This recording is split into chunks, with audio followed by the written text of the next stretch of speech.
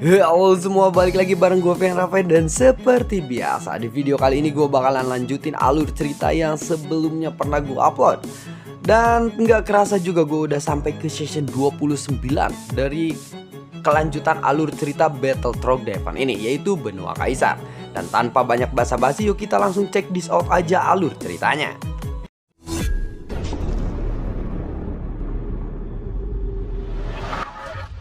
Episode sebelumnya, setelah Xiayan bertemu dengan salah satu petarung dari dunia Taishu dan dia bernomor urut 853.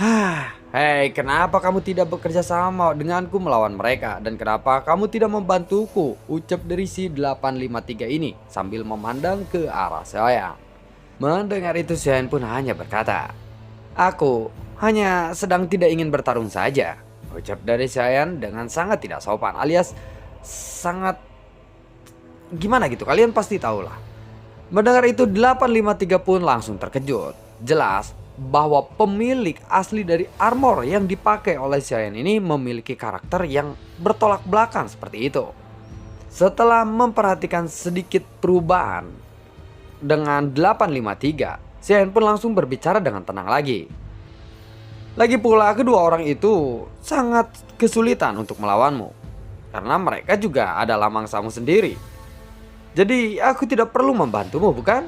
Lagi pula mereka adalah mangsamu, ucap dari Xiayan kembali kepada 853. Oh, begitu rupanya. Setelah membunuh banyak orang dan petarung-petarung immortality, sepertinya cadangan kristal merahku juga sudah terpenuhi kali ini. Bagaimana kalau kita menjelajahi tempat ini terlebih dahulu? 853 tersenyum kepada Xiayan.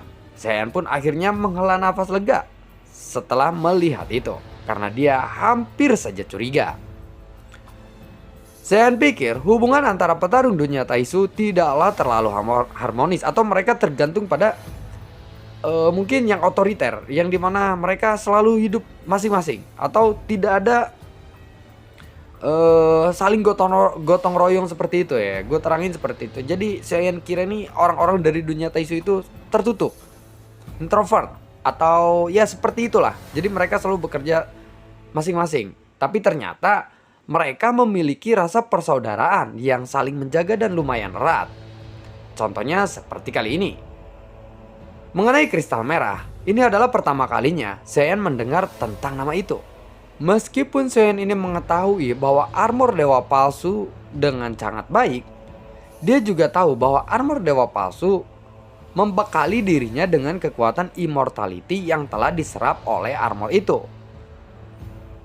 Saat ini, warna di dalam kristal merah milik armor Xiayan ini sedikit redup, dan itu menandakan bahwa kekuatan immortality di armor itu telah habis. Dan rupanya 841 ini telah menggunakan semua kekuatan immortality saat dia melawan Xiayan. Dan kali ini Xiayan pun mau tidak mau dia harus segera mengisi kembali kekuatan immortality yang telah habis dari armor yang dia pakai. Kalau misalkan dia bertarung dengan menggunakan armor dewa palsu yang tidak ada energi immortality-nya, maka kekuatan aslinya akan terekspos atau diketahui oleh musuhnya. Bagaimanapun juga, 853 ini tahu bahwa kristal dari armor dewa palsu yang Xiayan gunakan telah habis. Lalu bagaimana cara dia bisa bertarung tanpa menggunakan kekuatan dari armor itu? Bagaimanapun, kedua kekuatan ini benar-benar berbeda. Mereka pasti dapat membedakan keduanya secara sekilas. Contohnya, kalau kekuatan immortality yang terkandung dalam armor, mereka tahu itu adalah kekuatan immortality yang digunakan oleh armor dewa palsu. Tetapi kalau Xiayan menggunakan kekuatannya sendiri, mereka pun akan tahu bahwa itu bukanlah kekuatan dari armor dewa palsunya. Aku bertemu dengan beberapa petarung immortality yang sangat kuat. Mereka sangat sulit untuk dihadapi. Jadi aku menghabiskan semua kekuatanku, dan waktu itu aku hampir saja mati, ucap dari Xiayan saat melihat kristal di dadanya habis. Karena 853 ini memperhatikan kristal di dada Xiayan. Dia berpura-pura sedih. Hanya dengan berbohong seperti ini saja, Saiyan dapat membuktikan bahwa dia telah hampir menghabiskan semua kekuatan immortality-nya. Baiklah kalau begitu. Mulai sekarang, siapapun musuh yang akan kamu hadapi, aku akan membunuh mereka semua bersamamu. 853 ini terlihat marah, dan dia sepertinya benar-benar ingin membantu Saiyan. Lupakan saja. Kita harus segera berkumpul dengan yang lainnya. Karena apa yang akan kita hadapi bukanlah petarung yang lemah. Dan juga aku telah mendapatkan beberapa luka. Jadi aku khawatir aku tidak bisa bertarung saat itu, ucap dari Saiyan. Mendengar itu 853 pun mengangguk. Seolah-olah dia tidak memiliki keraguan kepada Saiyan ini. Baiklah, tidak apa-apa. Sembuhkan saja dulu luka-lukamu. Jika kamu bertemu musuh lain, aku akan berada di sini untuk membantumu. Dan aku selalu bersedia untuk bisa membantumu, ucap dari si 853 ini sambil menepuk dada Saiyan. Dia sepertinya berkata dengan sangat serius. Saiyan pun lalu mengangguk. Dan lalu 853 ini melangkah maju. Dia mengulurkan tangannya dan tiba-tiba meraih lengan Saiyan. Hal ini hampir membuat Saiyan kaget. Meskipun hati Saiyan memang menegang, Saiyan tidak menunjukkannya. Dia masih mengekspos dengan tenang, alias berpura-pura dengan sangat luar biasa. Pada saat ini, Saiyan memperhatikan bahwa ada aliran kekuatan immortality yang kuat dari lengannya. Energi ini mengalir di sepanjang armornya. Sepertinya 853 ini memberikan sedikit kekuatan immortality yang dia miliki kepada Saiyan. Dan kristal merah milik Saiyan pun yang tadinya hampir kosong kembali terisi. Aku akan memberimu setengah dari kekuatan immortality-ku ini. Sehingga kamu akan memiliki kemampuan untuk bisa melindungi dirimu sendiri. Bahkan jika kamu menghadapi musuh yang kuat, kamu akan sanggup bertarung lagi, ucap dari si 853 ini. Hal ini tentu saja membuat Saiyan sedikit tertegun. Ini adalah sesuatu yang tidak pernah dipikirkan oleh Saiyan. Tampaknya orang-orang dari dunia Taisu tidak sepenuhnya acuh tak acuh dan sangatlah haus darah. Ternyata mereka juga sangat solid. Ini benar-benar menumbangkan imajinasi Saiyan terhadap mereka. Terima kasih, ucap dari Saiyan. Mendengar itu 853 pun mengangguk. Setelah selesai memberikan setengah energi immortality-nya kepada Saiyan, dia lalu melihat sekelilingnya. Lalu dia segera menemukan arah tujuan mereka. Baiklah, ayo kita pergi dan bertemu dengan yang lainnya di lantai ke-9. Menurut tebakanku, orang yang membunuh 893 dan juga 927 pasti akan segera muncul di sana. Setelah mengatakan itu, sosok 853 pun langsung bergerak dan menyapu ke arah sisi yang jauh. Saiyan pun langsung mengangguk dan dia mengikutinya dari dekat. Namun 853 ini benar-benar tidak tahu bahwa orang yang mereka cari berada tepat di belakangnya. Di lantai ke-8 ada dua sosok yang melaju menembus kabut abu-abu dengan kecepatan yang sangat luar biasa. Selama perjalanan ini, banyak aura yang mengetahui keberadaan mereka. Namun ketika orang-orang ini melihat kedua sosok yang melesat itu, jelas mereka semua memilih untuk menghindari kedua orang ini. Tentu saja keberadaan para petarung dunia Taisu di alam Suanyin ini bukanlah sebuah rahasia lagi atau sebuah rahasia umum. Dan hampir sebagian besar dari petarung immortality yang ada di menara iblis Tianhe ini mengetahui keberadaan mereka. Dan armor dewa palsu mereka selalu bisa dikenali. Oleh karena itu, semua orang dapat melihat dengan sekilas bahwa kedua sosok ini berasal dari dunia Taisu. Jadi tidak ada orang yang berani untuk memprovokasi mereka. Tidak lama setelah melesat dengan kecepatan yang sangat cepat, Saiyan pun segera menunduk karena ada banyak aura yang berkumpul di sini. Ada apa? Tanya dari si 853 ini. Dia juga ikut berhenti dan menatap ke arah Saiyan dengan sangat bingung. Saiyan lalu merenung sejenak. Tapi dia tidak mengatakan apa-apa dan dia pun tidak mengatakan yang sebenarnya. Lalu Saiyan pun menjawab dengan suara yang pelan. Tidak ada. Aku hanya ingin membunuh dua orang petarung immortality yang ada di sini dan memulihkan kekuatanku, ucap dari Saiyan. Oh, benarkah? Itu adalah hal yang ada di dalam pikiranku juga. Karena untuk pergi ke lantai ke-9, kamu memerlukan setidaknya 30 pil ajaib biru di tubuhmu. Apakah kamu sudah memilikinya? Tanya dari si 853 ini. Jadi, aku harus memiliki 30 baris pola pada pilku. Tetapi itu sangat sulit untuk menemukan energi iblisnya. Aku hanya baru mengumpulkan sekitar 20 pola saja. Jadi sepertinya aku benar-benar perlu membunuh paling tidak 2 orang petarung immortality, bukan? Ucap dari saya. Sebenarnya Saiyan tidak memiliki 20 baris pola, tetapi Saiyan sudah memiliki 80 garis pola pada tubuhnya. Setelah melahap semua buah Muluguo dan berkultivasi, energi iblis yang agung pun juga mengalir ke tubuh Saiyan, bercampur dengan sumber gasnya. Baiklah kalau begitu, ayo kita lihat dulu kedua orang itu. Apakah mereka masih ada di sini atau tidak? Jangan terlalu terburu-buru. Karena aku dengar di sini ada petarung immortality yang sangat kuat. Konon katanya dia hampir melangkah ke tingkat immortality para dewa, dan dia memberikan warisannya di sini. Meskipun kita tidak terlalu membutuhkannya, namun untuk bisa menjadi salah satu senjata yang mendukung pertarungan kita sebaiknya harus segera hati-hati. Mungkin yang dimaksud oleh 853 ini adalah Raja Iblis Tianhe itu sendiri. Karena memang ini adalah daerah kekuasaannya dan ini juga adalah menaranya. Mendengar itu Saiyan pun lalu mengangguk. Karena Saiyan sekarang sudah memiliki garis pola yang cukup untuk bisa menaiki lantai ke-9. Jadi sebenarnya apa yang dilakukan oleh Saiyan kali ini hanya ingin mendapatkan energi iblis yang lebih banyak saja. Karena Saiyan juga sangat penasaran kenapa begitu banyak orang yang ingin memasuki menara iblis Tianhe ini untuk mendapatkan warisannya. Setiap lantai sebenarnya memiliki titik lokasi untuk bisa mendapatkan warisan utama dari tempat ini. Jadi jelas sekarang Saiyan telah sampai di lantai ke-8.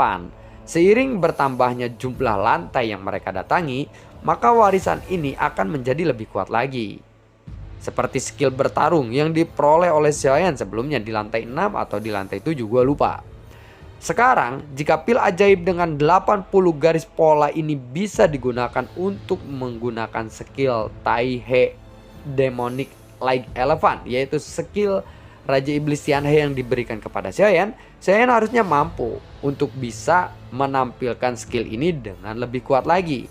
Bahkan jika Saiyan harus bertarung, maka dia harus menggunakan skill warisan Raja Iblis Tianhe ini dengan sangat hati-hati. Karena mau tidak mau sosok Saiyan pun pasti terungkap jika dia menggunakan skill ini. Sosok Saiyan dan juga 853 menarik banyak perhatian orang-orang di sekitaran mereka. Ketika mereka melihat armor dewa palsu yang Saiyan gunakan dan 853 kenakan, kebanyakan dari mereka merasa takut untuk mendekatinya. Meskipun orang-orang dari dunia Taisu ini memang sangatlah kuat, tetapi tentu saja mereka bukanlah musuh yang tidak terkalahkan. Orang-orang dari dunia Taisu telah terbunuh berkali-kali di alam Suanyin. Jadi mereka yang memiliki kekuatan di langkah ke-5 immortality ke atas tentu tidak akan pernah takut dengan petarung dunia Taisu. Pada saat ini ada 3 bola cahaya berwarna merah yang mengambang di udara, dan mata semua orang terfokus kepada bola cahaya merah berwarna merah itu. Tetapi tidak ada yang bisa memasuki tempat itu. Mereka sepertinya takut akan sesuatu yang mungkin bisa terjadi kepada mereka jika mereka mencoba secara paksa untuk mengambil bola merah itu. Dan saat Saiyan mendekat, Saiyan merasa tempat ini memiliki kekuatan pembatasan yang sangat kuat. Saiyan pun bisa menebak inilah yang menjadi alasan mengapa tidak ada yang berani untuk memasukinya atau bahkan untuk bisa mendekatinya. Namun Saiyan menemukan bahwa dengan kedatangan mereka berdua ke sini, kekuatan pembatasan ini langsung melemah. Saiyan pun langsung mengerti bahwa jika dia ingin masuk ke area warisan itu, maka Saiyan perlu mengumpulkan petarung-petarung yang cukup kuat dan banyak untuk berkumpul di tempat ini. Saiyan pun hanya bisa tersenyum pahit. Ternyata Raja Iblis Tianhe ini berharap bahwa semua orang akan memperjuangkan nyawa mereka atau mengorbankan nyawa mereka untuk bisa mendapatkan warisan-warisannya yang telah diatur olehnya sebelumnya. Ini hanyalah sebuah batasan yang sederhana. Biarkan aku saja yang menghancurkannya, ucap dari 853. Sedikit penjelasan. Pembatas dari tiga cahaya merah ini sebelumnya sangatlah kuat. Setelah banyak orang yang mempunyai kekuatan yang tinggi, contohnya immortality tahap keempat, kelima, dan termasuk dunia Taisu ini, seolah-olah pembatas atau pelindung dari tiga cahaya merah ini melemah. Dan Raja Iblis Tianhe memang bermaksud seperti itu. Begitu banyak orang yang berkekuatan tinggi di sana berkumpul, maka pembatasan itu pun mungkin akan hilang dengan sendirinya. Dengan begitu mereka akan saling bertarung dan mengorbankan nyawa mereka demi warisan itu. Begitu ya. Kita lanjut. Saat 853 berkata seperti itu, dia sudah siap untuk bisa mengambil tindakan secara langsung. Dan dia ingin secara paksa melanggar batasan tersebut dengan kekuatannya sendiri. Tunggu sebentar, jangan bertindak gegabah. Aku khawatir keuntungannya tidak sebanding dengan kerugian yang akan kamu terima, ucap dari saya. Mendengar itu 853 pun langsung mengangguk. Ya, baiklah, aku akan menurut saja kepadamu, ucap dari si 853 ini. Sen tiba-tiba merasa bahwa petarung dunia Taisu yang bernomor 853 ini mungkin agak bodoh. Dan setelah memikirkannya lagi, Sen pun langsung teringat kepada sosok Xiaozang. Reaksi orang ini saat mengambil keputusan benar-benar sangat mirip dengan Xiaozang. Dan Sen merasa sangat rindu kepada teman-temannya. Tidak lama kemudian, terdengar sebuah suara dari beberapa sosok yang datang ke tempat itu. Dan setelah mereka memasuki area tersebut, Sen bisa dengan jelas merasakan bahwa batasan tersebut pun semakin lemah lagi. Hal inilah yang membuat semua orang berkumpul di lingkungan itu. Dan mereka sedikit gelisah. Pembatasan di area ini juga sudahlah sangatlah lemah, ibaratnya sudah setipis kertas. Setelah beberapa saat, ada seseorang yang terakhir. Dia tidak dapat menahan dirinya lagi, dan dia pun memaksa untuk mengambil tindakan dan menerobos pembatas itu. Dia menyapu dan menerobos ke arah pembatas itu dengan sangat keras. Dia menggunakan pedangnya untuk menghancurkan pembatas itu. Blentang, buar. Dengan suara gemuruh yang sangat keras terdengar, kekuatan pembatas itu pun langsung meletus. Dan tampaknya itu benar-benar meledak dengan kekuatan yang sangat luar biasa. Segera setelah orang ini mengambil tindakan, ada dua orang lagi. Dan ada orang ketiga yang segera mengambil tindakan satu demi satu, malah mereka semua menuju ke arah tiga cahaya merah itu. Hingga sampai ada 8 orang yang menghantamkan pedangnya ke arah pembatas itu. Dan suara gemuruh pun terdengar lagi tanpa henti. Buar, benting, buar. Pembatas yang tampaknya sangatlah lemah ini dan juga rentan. Jelas mereka merasa bahwa pembatas ini sudah di luar ekspektasi mereka. Karena pembatas yang terlihat tipis ini masih tidak bisa dipatahkan dengan kekuatan 8 orang itu. Kamu bisa mengambil tindakan sekarang karena pembatas itu telah mencapai titik terlemahnya, ucap dari Xiayan kepada 853-nya. Kemudian 853 tiba-tiba bergegas dan langsung mendaratkan pukulan yang kuat untuk bisa menghancurkan pembatas itu. Wusting, buar. Kemudian dapat langsung dilihat bahwa pembatas area itu pun sepertinya bergetar dan ada riak-riak yang berputar. Seluruh batasan itu seperti bola air dengan penuh riak. Dan ketika riak itu melonjak dengan ekstrim, seluruh pembatasan itu pun runtuh dalam sekejap. 7 atau 8 orang di sekitarnya langsung bergegas menuju ke tiga bola merah atau tiga cahaya bola merah ini. Yang berada di tengah-tengah area itu dengan kecepatan yang sangat cepat. 7 atau 8 sosok ini melesat hampir bersamaan. Dan mereka semua sangatlah cepat. Mereka segera mendekati tiga bola cahaya merah itu. Tentu saja sosok-sosok ini juga termasuk dengan 853. Dia telah mengincar salah satu dari bola merah itu. Dan dia juga sudah mengulurkan tangannya pada saat ini. Buar. keluar. Namun pada saat yang bersamaan, tiba-tiba ada seberkas cahaya yang sepertinya jatuh dari langit dan menghantam dengan dahsyat kepada 3 cahaya itu. Dan 3 cahaya itu langsung memantulkan semua orang yang bergegas menuju kepada mereka. Seteguk darah pun langsung dikeluarkan oleh sosok-sosok yang bergegas menuju ke 3 cahaya itu. Setelah menstabilkan sosoknya, 853 ini langsung menatap ke arah ujung yang jauh. Kemudian ada sebuah bayangan yang berdiri tepat di depan 3 cahaya merah itu. Dan lalu bagaimanakah kelanjutan ceritanya? Nantikan video gue berikutnya dan semoga sehat selalu untuk kalian. Dan gue juga selalu ucapin terima kasih banyak untuk kalian semua yang sudah mendukung channel ini dari dulu hingga saat ini. Dan gue juga selalu ucapin terima kasih banyak untuk kalian semua yang sudah mensupport channel ini lewat link Saweria di bawah kolom deskripsi. Sampai ketemu lagi di video gue berikutnya. Assalamualaikum dan sampai jumpa. Dadah.